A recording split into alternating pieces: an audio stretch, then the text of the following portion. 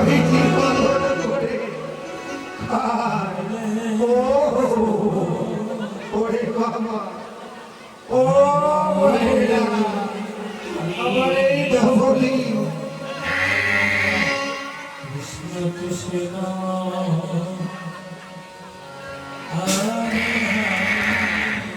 আয়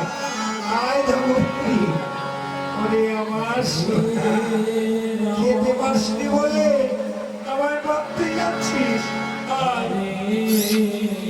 আয় শ্যামলি ধবলি তোকে স্নান করিয়ে দেবো খুব গরম করছে আয় তোকে ভালো করে গা ধোয়াবো তারপরে দোহন করবো বৃন্দাবনে দুধ বিক্রয় করবো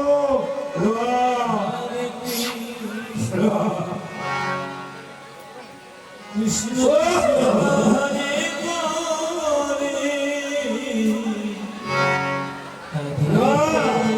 বাবা এত অসভ্য বড় রে বাবা ওরে বাবা তোর কবর ভালো করে ধোয়াবো